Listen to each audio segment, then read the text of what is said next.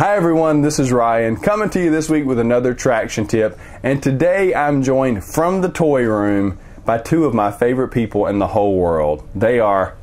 I'm Allie and I'm 6. I'm Emily and I'm 4. That's right, we have Allie and Evelyn joining us today in the toy room to help us basically solve a problem that I see all the time: ineffective, unfocused meetings. You know, we've all been in meetings that seem disorganized, unfocused. In fact, when the meeting finally ended, you might wonder, why did we even start the meeting to begin with? We didn't really solve any problems. So there is a toy here in our toy room that can help. You know, I was part of a meeting one time, and the meeting started off, we were talking about scorecard numbers and why sales were down for the previous week. The sales manager chimed in and said, well, you know, sales were down a bit, but that's because I was on vacation. Someone else said, oh, where were you on vacation? And he said, oh, I went to North Carolina. Someone else said, oh, I love North Carolina. I have an old high school buddy that lives there. Someone else said, oh, that reminds me, I saw one of my high school buddies last week, a friend of mine I used to play football with.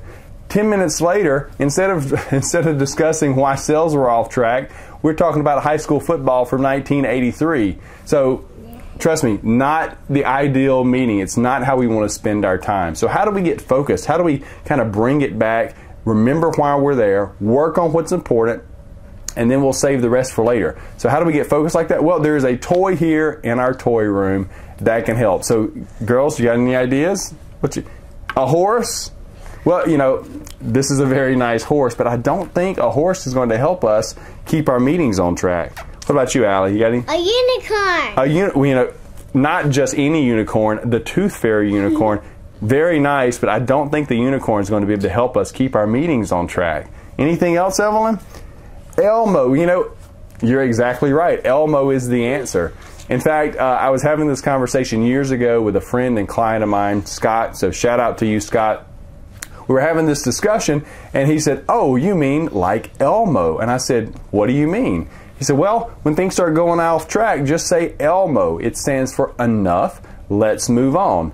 And I loved it. I went out, I found an Elmo, and now Elmo comes with me to every meeting I attend. If we start getting off track, we start chasing rabbits, I'll simply break out Elmo, or someone in the room will say Elmo, because at this point it's become a habit, and we'll politely, respectfully get back on track. If we're talking about something completely irrelevant, we'll shut it down, get back on track. If we're talking about something business related that might be important, but just not the focus at the moment, we'll write it on our issues list, we'll drop it down to our issues list, and we'll come back to it later. So Elmo, enough, let's move on. If you don't have an Elmo, consider getting yourself an Elmo. One of my clients now, in an attempt to be funny, said, Ryan, I think we like Sumo better than Elmo. And I said, Sumo? They said, yeah, Sumo, it stands for shut up and move on. So what do you think about that, girls? No, that's not how. No, we don't say shut up. So don't say Sumo, say Elmo. So I hope that helped, and we'll talk to you next time.